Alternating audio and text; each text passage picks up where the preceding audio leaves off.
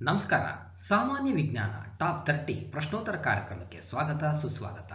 ಈ ಒಂದು ಎಪಿಸೋಡನ್ನು ಸಂಪೂರ್ಣವಾಗಿ ನೋಡಿ. ಇಷ್ಟವಾದಲ್ಲಿ ಲೈಕ್ ಮಾಡಿ, ಶೇರ್ ಮಾಡಿ, ಕಮೆಂಟ್ ಮಾಡಿ. ಇಲ್ಲಿ ಕೊಟ್ಟಿರುವಂತಹ ಪ್ರತಿಯೊಂದು ಪ್ರಶ್ನೆಯೂ ಕೂಡ ಮುಂಬರುವಂತಹ ಯಾವುದೇ ರೀತಿಯ ನೇಮಕಾತಿ ಪರೀಕ್ಷೆಗೆ ಅಂದರೆ FDA, SDA, ಪೊಲೀಸ್ ನೇಮಕಾತಿಗೆ ಅತ್ಯುತ್ತಮವಾಗಿರುತ್ತೆ. ಎಲ್ಲ ಪ್ರಶ್ನೆಗಳಿಗೂ ಕೂಡ ಸರಳ ವಿವರಣೆಗಳ ಜೊತೆಗೆ ಸರಿ ಉತ್ತರವನ್ನು ನೀಡಲಾಗಿದೆ. All the best. ಈ ಪೋಷಕಾಂಶದಲ್ಲಿ ಕಾರ್ಬನ್, ಹೈಡ್ರೋಜನ್ ಮತ್ತು ಆಕ್ಸಿಜನ್ ಇರುತ್ತದೆ. ಕಾರ್ಬೋಹೈಡ್ರೇಟ್ ಮತ್ತು ಲಿಪಿಡ್. ಕಾರ್ಬೋಹೈಡ್ರೇಟ್ ಮತ್ತು ಲಿಪಿಡ್ ಒಂದು ಬೃಹತ್ ಪೋಷಕಾಂಶ ಅಂತ ಕರಿತೀವಿ. ಇದರಲ್ಲಿ ಕಾರ್ಬನ್, ಹೈಡ್ರೋಜನ್ ಮತ್ತು ಆಕ್ಸಿಜನ್ ಇರುತ್ತೆ. ಇದು ನಮಗೆ ಶಕ್ತಿ ಉತ್ಪಾದನೆಗೆ ಅತ್ಯಂತ ಅವಶ್ಯಕವಾಗಿ ಬೇಕಾಗಿರುವಂಥದ್ದು. ಅದರಲ್ಲಿ ಲಿಪಿಡ್ ಏನು ಮಾಡುತ್ತಪ್ಪ ಅಂತ ಹೇಳಿದ್ರೆ ಉಪವಾಸದ ಸಮಯದಲ್ಲಿ ಶಕ್ತಿಯನ್ನು ಬಿಡುಗಡೆ ಮಾಡುತ್ತೆ. ಅಂದರೆ ಇದನ್ನ ಶಕ್ತಿಯ ಮೀಸಲು ಸಂಗ್ರಾಹಕ ಅಂತ ಕರಿತೀವಿ. ಸ್ವಲ್ಪ ಸ್ಟೋರ್ ಮಾಡಿ ಇಟ್ಕೊಂಡಿರುತ್ತೆ. ನಾವು ಉಪವಾಸ ಇದ್ದಾಗ ಆ ಸ್ಟೋರ್ ಮಾಡ್ಕೊಂಡಿರೋ ಶಕ್ತಿಯನ್ನ ಬಿಡುಗಡೆ ಮಾಡುತ್ತೆ. 3 ಈಸ್ ದಿ ರೈಟ್ ಆನ್ಸರ್. ದ್ಯುತಿ ಸಂಶ್ಲೇಷಣ ಕ್ರಿಯೆಗೆ ಬೇಕಾಗುವ ಅಗತ್ಯ ಕಚ್ಚಾ ವಸ್ತುಗಳು ಯಾವುವು? ನೀರು, ಕಾರ್ಬನ್ ಡೈಆಕ್ಸೈಡ್ ಮತ್ತು ಸೂರ್ಯನ ಬೆಳಕು. ಸಸ್ಯಗಳು ನೀರು ಮತ್ತು ಕಾರ್ಬನ್ ಡೈಆಕ್ಸೈಡ್ ಅನ್ನು ಉಪಯೋಗಿಸಿಕೊಂಡು ಪತ್ರಹರಿತ್ತಿನ ಸಹಾಯದಿಂದ ಸೂರ್ಯನ ಬೆಳಕನ್ನು ಹೀರಿಕೊಂಡು ಆಹಾರವನ್ನು ತಯಾರಿಸುವಂತಹ ಕ್ರಿಯೆಗೆ ದ್ಯುತಿ ಸಂಶ್ಲೇಷಣಾ ಕ್ರಿಯೆ ಅಂತೇಳಿ ಕರಿತೀವಿ. ಇನ್ನು ಸುಲಭವಾಗಿ ಹೇಳಬೇಕು ಅಂತ ಹೇಳಿದ್ರೆ ನಿರವಯವ ವಸ್ತುಗಳನ್ನು ಉಪಯೋಗಿಸಿಕೊಂಡು ಸಾವಯವ ವಸ್ತುಗಳನ್ನು ತಯಾರಿಸುವಂತಹ ಕ್ರಿಯೆಯನ್ನ ದ್ಯುತಿ ಸಂಶ್ಲೇಷಣಾ ಕ್ರಿಯೆ ಎನ್ನುವರು. 1 ಈಸ್ ದಿ ರೈಟ್ ಆನ್ಸರ್. ಇವು ಕೊಳೆತಿನಿಗಳಿಗೆ ಉದಾಹರಣೆಗಳಾಗಿವೆ. ಶಿಲೀಂಧ್ರ. ನಾವು ಸೂಕ್ಷ್ಮಾಣುಜೀವಿಗಳನ್ನು 5 ವಿಧಗಳಾಗಿ ವಿಂಗಡಣೆ ಮಾಡ್ತೀವಿ. ಬ್ಯಾಕ್ಟೀರಿಯಾ, ವೈರಸ್, ಶಿಲೀಂಧ್ರ, ಆಲ್ಗೆ ಮತ್ತು ಏಕಕೋಶ ಜೀವಿ. ಅದರಲ್ಲಿ ಶಿಲೀಂಧ್ರವನ್ನು ನಾವು ಕೊಳೆತಿನಿಗಳು ಅಂತೇಳಿ ಕರಿತೀವಿ. ಕಾರಣ ಕೊಳೆತಿರುವಂತಹ ಆಹಾರ ಪದಾರ್ಥಗಳನ್ನು ತಿಂದು ಬದುಕುವಂತಹ ಜೀವಿಗಳು. So 2 is the right answer. ಪಿಷ್ಟ ಪರೀಕ್ಷೆಗೆ ಉಪಯೋಗಿಸುವ ದ್ರಾವಣ ಅಯೋಡಿನ್. ಸಸ್ಯಗಳು ತಯಾರಿಸಿರುವಂತಹ ಆಹಾರವನ್ನ ನಾವು ಪರೀಕ್ಷೆ ಮಾಡಲಿಕ್ಕೆ ಪಿಷ್ಟ ಪರೀಕ್ಷೆಯನ್ನು ಉಪಯೋಗಿಸ್ತೀವಿ. ಅಂದರೆ ಅದರೊಳಗೆ ಪಿಷ್ಟ ಇದೆಯೋ ಇಲ್ಲೋ. ಅಂದ್ರೆ ಪಿಷ್ಟ ಅನ್ನೋದೊಂದು ಕಾರ್ಬೋಹೈಡ್ರೇಟ್ನ ವಿಧ. ಇಲ್ಲಿ ಏನು ಮಾಡ್ತೀವಪ್ಪ ಅಂತ ಹೇಳಿದ್ರೆ ಫಾರ್ ಎಕ್ಸಾಂಪಲ್ ನಾವು ಅನ್ನವನ್ನು ತಗೊಂಡು ಅದಕ್ಕೆ ಅಯೋಡಿನ್ ದ್ರಾವಣವನ್ನು ಹಾಕಿದಾಗ ಅದು ನೇರಳೆ ಬಣ್ಣಕ್ಕೆ ಪರಿವರ್ತನೆ ಆಗುತ್ತೆ. ಆ ನೇರಳೆ ಬಣ್ಣಕ್ಕೆ ಪರಿವರ್ತನೆ ಆಗಿದೆ ಅಂದರೆ ಅದರಲ್ಲಿ ಪಿಷ್ಟ ಇದೆ ಅಂತ ಹೇಳಿ ಅರ್ಥ. So 1 is the right answer. ಈ ಹೇಳಿಕೆಗಳಲ್ಲಿ ಸರಿಯಾದುದನ್ನು ಗುರುತಿಸಿ. ಎ. ಹಸಿರಿಲ್ಲದ ಎಲೆಗಳಲ್ಲೂ ಕ್ಲೋರೋಫಿಲ್ ಇರುತ್ತದೆ. ಬಿ. ಹೆಚ್ಚಿನ ಪ್ರಮಾಣದ ಕೆಂಪು, ಕಂದು ಮತ್ತು ಇತರ ವರ್ಣಕಗಳು ಹಸಿರು ಬಣ್ಣವನ್ನು ಮರೆ ಮಾಡಿರುತ್ತದೆ. ಹಾಗಾದರೆ ಸರಿಯಾದ ಉತ್ತರ ಎ ಮತ್ತು ಬಿ ಎರಡೂ ಸರಿ. ಅಂದರೆ ಹಸಿರಿಲ್ಲದ ಎಲೆಗಳಲ್ಲಿ ಕ್ಲೋರೋಫಿಲ್ ಇರುತ್ತೆ. ಆ ಕ್ಲೋರೋಫಿಲ್ನ ಅಂಶವನ್ನ ಇತರ ವರ್ಣಕಗಳು ಅಂದರೆ ಕೆಂಪು, ಕಂದು ಮತ್ತು ಇತರ ವರ್ಣಕಗಳು ಅದನ್ನು ಮರೆ ಮಾಡಿರುತ್ತೆ. 4 ಈಸ್ ದಿ ರೈಟ್ ಆನ್ಸರ್. ಈ ಕೆಳಗಿನವುಗಳಲ್ಲಿ ನೈಟ್ರೋಜನ್ ಯುಕ್ತ ಪೋಷಕಾಂಶ ಯಾವುದು? ಪ್ರೋಟೀನ್. ಇನ್ನು ಕಾರ್ಬೋಹೈಡ್ರೇಟ್ ಮತ್ತು ಲಿಪಿಡ್ನಲ್ಲಿ ಆಲ್ರೆಡಿ ಹೇಳಿದೆ ನಾನು, ಕಾರ್ಬನ್, ಹೈಡ್ರೋಜನ್ ಮತ್ತು ಆಕ್ಸಿಜನ್ ಇರುತ್ತೆ. ಪ್ರೋಟೀನ್ ನೈಟ್ರೋಜನ್ ಒಳಗೊಂಡಿರುವಂತಹ ಒಂದು ಪೋಷಕಾಂಶ. 3 ಈಸ್ ದಿ ರೈಟ್ ಆನ್ಸರ್. ವಿಸರ್ಜನ ಕ್ರಿಯೆಗೆ ಸಹಕಾರಿಯಾದ ಆಹಾರ ಪದಾರ್ಥ ಯಾವುದು? ನಾರು ಪದಾರ್ಥಗಳು. ವಿಶೇಷವಾಗಿ ನಾರು ಪದಾರ್ಥಗಳು ನಮ್ಮ ವಿಸರ್ಜನೆ ಕ್ರಿಯೆಗೆ ಸಹಕಾರಿಯಾಗಿರುತ್ತೆ. ಇದು ಜೀರ್ಣವಾಗುವುದಿಲ್ಲ. ಆದರೆ ಏನು ಮಾಡುತ್ತಪ್ಪ ಅಂತ ಹೇಳಿದ್ರೆ ನೀರನ್ನು ಹೀರ್ಕೊಂಡು ದೊಡ್ಡ ಕರಳಿನಲ್ಲಿ ಸರಾಗವಾಗಿ ಚಲಿಸುತ್ತೆ. ಆ ದೊಡ್ಡ ಕರಳನ್ನು ಹಿಗ್ಗಿಸುತ್ತೆ. ಹಿಗ್ಗಿಸಿದಾಗ ತ್ಯಾಜ್ಯ ಪದಾರ್ಥಗಳು ಅವುಗಳ ಮುಖಾಂತರ ಹೊರಗಡೆ ಬಂದು ಸಲೀಸಾಗಿ ಗುದದ್ವಾರದ ಮುಖಾಂತರ ಹೊರಗಡೆ ಹೋಗುತ್ತೆ. So 2 is the right answer. Cuscuta ಸಸ್ಯಕ್ಕೆ ಸಂಬಂಧಿಸಿದಂತೆ ಸರಿಯಾದ ಹೇಳಿಕೆಗಳನ್ನು ಗುರುತಿಸಿ. ಎ. ಇದು ಕ್ಲೋರೋಫಿಲ್ ಹೊಂದಿದೆ. ಬಿ. ಇದು ಆತಿಥೇಯ ಸಸ್ಯದಿಂದ ಆಹಾರ ಪಡೆದುಕೊಳ್ಳುತ್ತದೆ. ಬಿ ಮಾತ್ರ ಸರಿ. ಅಂದರೆ ಇದು ಕ್ಲೋರೋಫಿಲ್ ಅನ್ನ ಹೊಂದಿಲ್ಲ. ಕ್ಲೋರೋಫಿಲ್ ಹೊಂದಿಲ್ಲದೆ ಇರೋದ್ರಿಂದನೇ ಆತಿಥೇಯ ಸಸ್ಯದಿಂದ ಆಹಾರವನ್ನು ಪಡೆದುಕೊಳ್ಳುತ್ತೆ. 2 ಈಸ್ ದಿ ರೈಟ್ ಆನ್ಸರ್. ಇದು ಕೀಟಹಾರಿ ಸಸ್ಯಕ್ಕೆ ಒಂದು ಉದಾಹರಣೆ. ನೆಪಂಥಿಸ್. ನೆಪಂಥಿಸ್ ಒಂದು ಕೀಟಹಾರಿ ಸಸ್ಯ. ಇದು ಜೌಗು ಪ್ರದೇಶದಲ್ಲಿ ಕಂಡುಬರುತ್ತೆ. ಕಾರಣ ಜೌಗು ಪ್ರದೇಶದಲ್ಲಿರುವಂತಹ ಸಸ್ಯಗಳಿಗೆ ಸಸಾರಜನಕ ಅಂದರೆ ಪ್ರೋಟೀನ್ ಅಂಶದ ಕೊರತೆ ಇರೋದ್ರಿಂದ ಇವು ಕೀಟಗಳನ್ನು ತಿನ್ನೋದ್ರ ಮುಖಾಂತರ ಅವುಗಳನ್ನು ನೀಗಿಸಿಕೊಳ್ಳುತ್ತೆ. 1 ಈಸ್ ದಿ ರೈಟ್ ಆನ್ಸರ್. ಈ ಸಸ್ಯಗಳನ್ನು ವಾಯುಮಾಲಿನ್ಯದ ಸೂಚಕಗಳು ಎನ್ನುವರು. ಕಲ್ಲುಹೂ ಕಲ್ಲುಹೂ ಸಸ್ಯಗಳನ್ನು ವಾಯುಮಾಲಿನ್ಯದ ಸೂಚಕಗಳು ಎನ್ನುವರು. ಕಾರಣ, ವಾಯುಮಾಲಿನ್ಯ ಇರುವಂತಹ ಪ್ರದೇಶದಲ್ಲಿ ಈ ಕಲ್ಲುಹೂ ಸಸ್ಯಗಳ ಬೆಳವಣಿಗೆ ಗಣನೀಯವಾಗಿ ಕಡಿಮೆಯಾಗುತ್ತೆ. ವಾಯುಮಾಲಿನ್ಯ ಎಲ್ಲಿರೋದಿಲ್ವೋ ಇವುಗಳ ಸಂಖ್ಯೆ ಹೆಚ್ಚಾಗುತ್ತೆ. ಹಾಗಾಗಿ 1 ಈಸ್ ದಿ ರೈಟ್ ಆನ್ಸರ್. ಕಲ್ಲುಹೂಗಳು ಇವೆರಡರ ಸಹವರ್ತಿ. ಶೈವಲ ಮತ್ತು ಶಿಲೀಂಧ್ರ. ಕಲ್ಲುಹೂ ಅನ್ನೋದು ಅದು ಒಂದು ಜೀವಿಯಲ್ಲ, ಅದು ಎರಡು ಜೀವಿಗಳು ಸೇರಿ ಆಗಿರೋಂಥದ್ದು. ಒಂದು ಆಲ್ಗೆ ಮತ್ತೊಂದು ಶಿಲೀಂಧ್ರ. ಸೊ ಆಲ್ಗೆ ಸಸ್ಯ ಏನು ಮಾಡುತ್ತೆ, ಆಹಾರವನ್ನು ತಯಾರಿಸುತ್ತೆ. ಆಹಾರ ತಯಾರಿಸಲಿಕ್ಕೆ ಬೇಕಾಗುವಂತಹ ಪೋಷಕಾಂಶಗಳನ್ನು ಶಿಲೀಂಧ್ರ ಒದಗಿಸ್ಕೊಡುತ್ತೆ. ಹಾಗಾಗಿ ಈ ಒಂದು ವಿಧಾನವನ್ನು ನಾವು ಸಹಜೀವನ ಅಥವಾ ಕೂಡು ಜೀವನ ಅಥವಾ ಸಹವರ್ತಿ ಜೀವನ ಅಂತೇಳಿ ಕರಿತೀವಿ. 1 ಈಸ್ ದಿ ರೈಟ್ ಆನ್ಸರ್. ಸಸ್ಯಗಳಿಂದ ಸಂಶ್ಲೇಷಿಸಲ್ಪಟ್ಟ ಆಹಾರವು ಡ್ಯಾಶ್ ರೂಪದಲ್ಲಿ ಸಂಗ್ರಹವಾಗುವುದು. ಕಾರ್ಬೋಹೈಡ್ರೇಟ್. ಸಸ್ಯಗಳಿಂದ ಸಂಶ್ಲೇಷಿಸಲ್ಪಟ್ಟ ಆಹಾರವನ್ನ ಕಾರ್ಬೋಹೈಡ್ರೇಟ್ ರೂಪದಲ್ಲಿ ಸಂಗ್ರಹವಾಗುತ್ತೆ.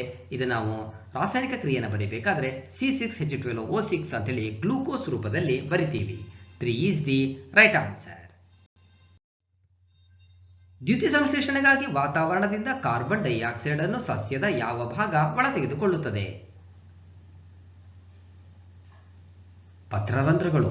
ಪತ್ರರಂಧ್ರಗಳು ದ್ಯುತಿ ಸಂಶ್ಲೇಷಣೆಗೆ ವಾತಾವರಣದಿಂದ ಕಾರ್ಬನ್ ಡೈಆಕ್ಸೈಡ್ ಅನ್ನ ಒಳತೆಗೆದುಕೊಳ್ಳುತ್ತೆ, ಹಾಗೆ ಆಕ್ಸಿಜನ್ ಬಿಡುಗಡೆ ಮಾಡುತ್ತೆ.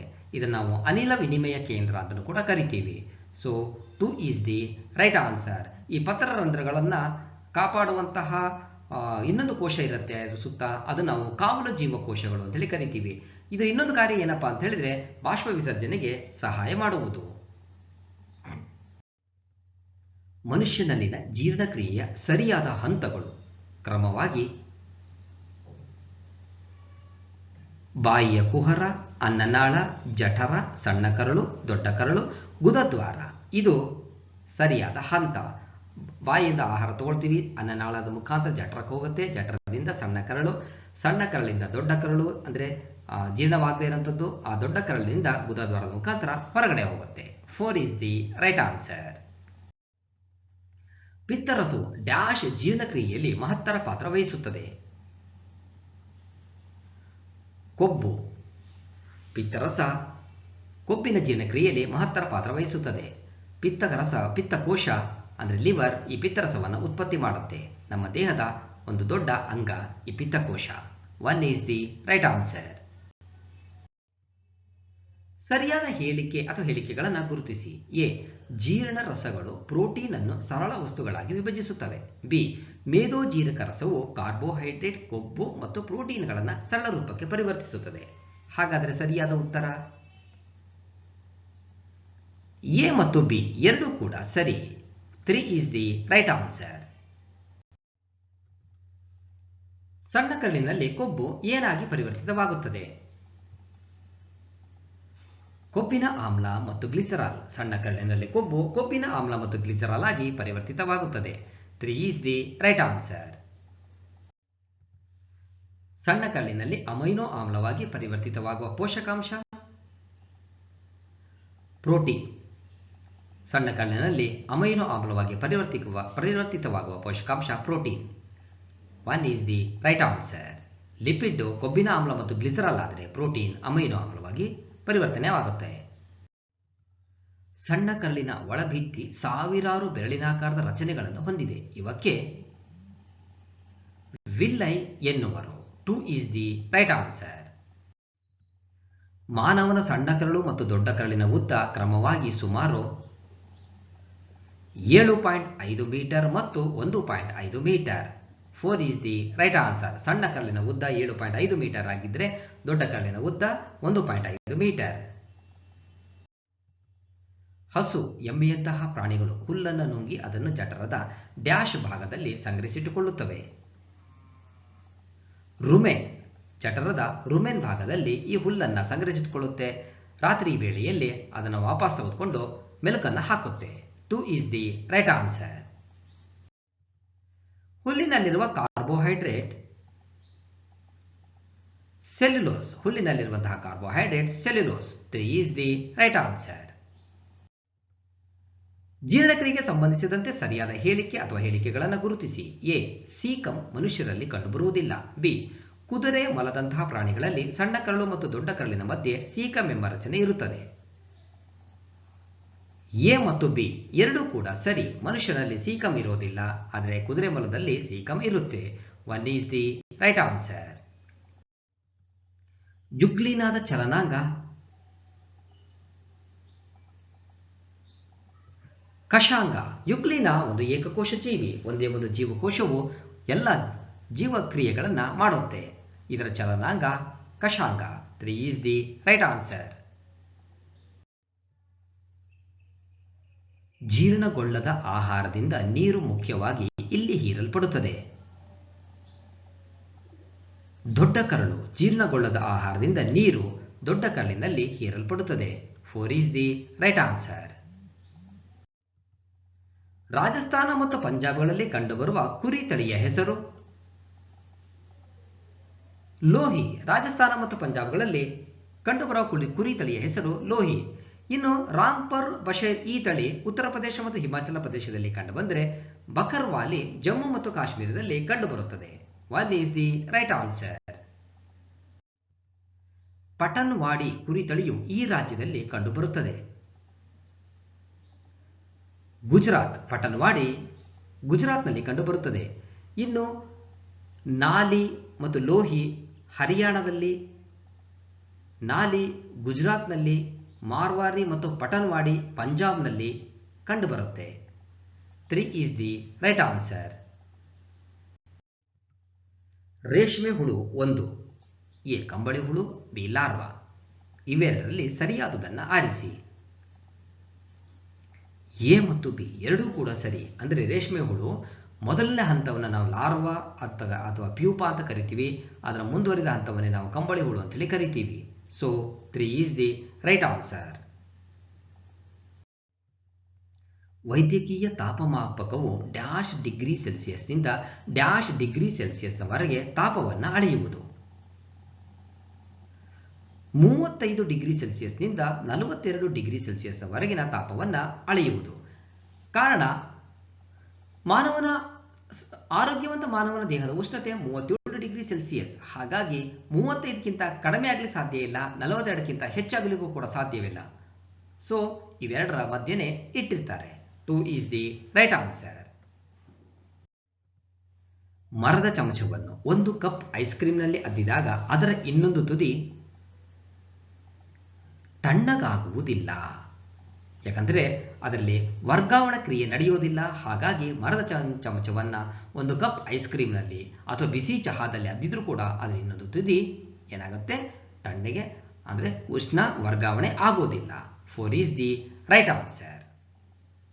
ಇಲ್ಲಿಗೆ 30 ಪ್ರಶ್ನೆಗಳ ಈ ಒಂದು ವಿಜ್ಞಾನದ PPT ವಿಡಿಯೋ ಕಾರ್ಯಕ್ರಮ ಮುಕ್ತಾಯವಾಗುತ್ತೆ. ಸಂಪೂರ್ಣವಾಗಿ ಈ ವಿಡಿಯೋ ನೋಡಿದ್ದಕ್ಕೆ ಮತ್ತೊಮ್ಮೆ ನಿಮಗೆ ಹೃತ್ಪೂರ್ವಕವಾಗಿರುವಂತಹ ಧನ್ಯವಾದಗಳು. All the best. Thank you.